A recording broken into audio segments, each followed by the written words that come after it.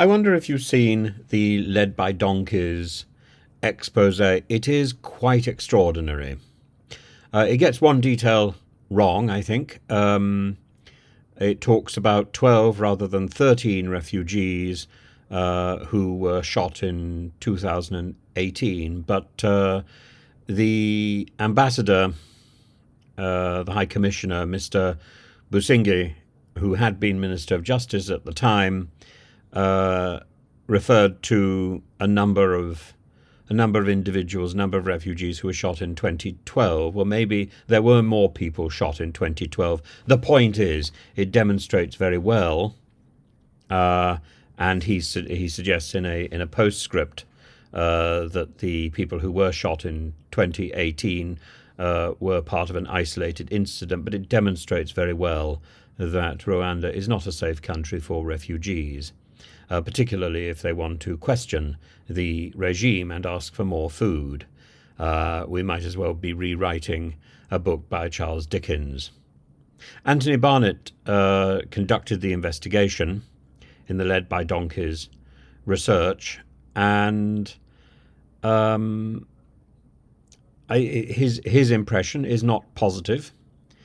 He talks about a regime which is just short of a dictatorship, and yet Suella Braverman and the British government claim it's one of the safest countries in the world.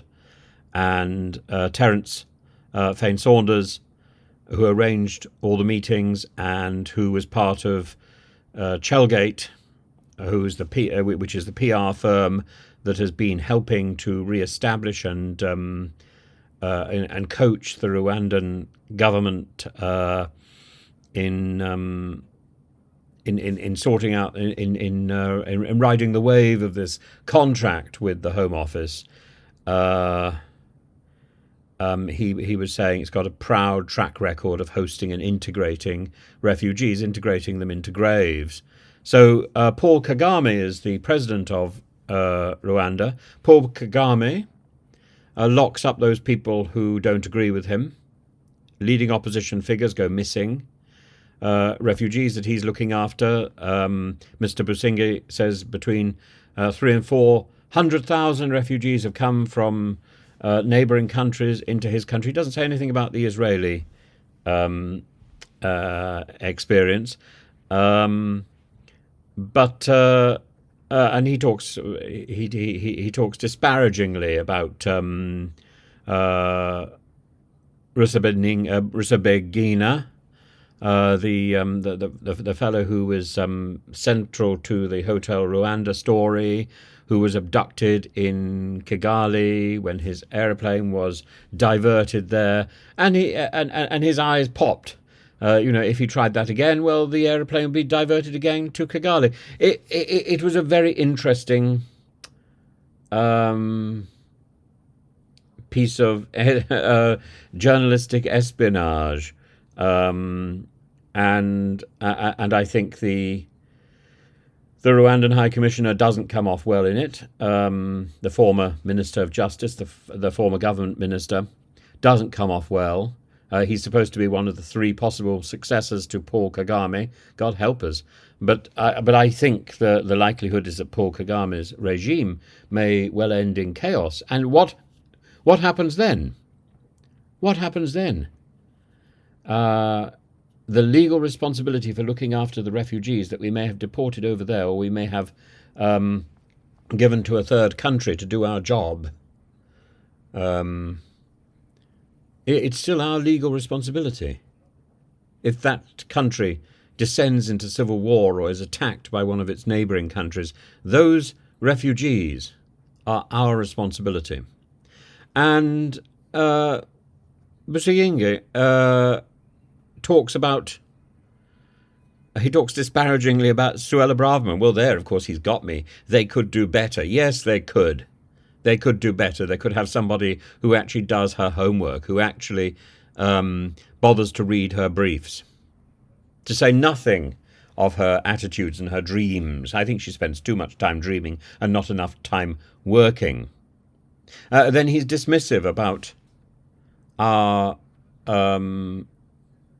our position with refugees. He says that compassion is simply a form of politics. It's a political ruse for a country that has long been involved in colonialism.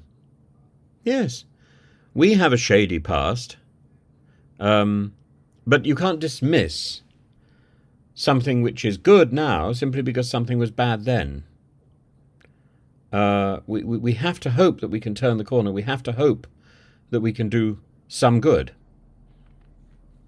And we can't constantly be looking back.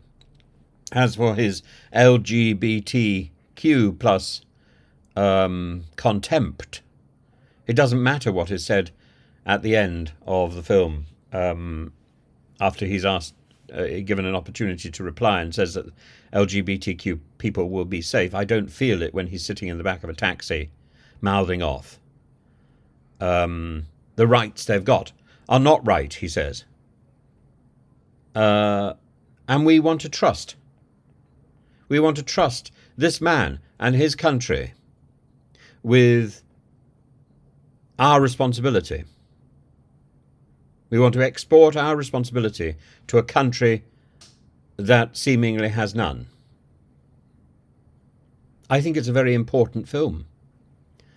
I think it says a great deal. As I say, the report was that there were 12 refugees shot early on in 2018, and a 13th was shot a little later. So 13 refugees, we know, have been shot in Rwanda, and despite the Commissioner's assurance, there has been no published investigation after all this time. Maybe the Led by Donkeys expose will hasten that publication, but it certainly hasn't happened so far.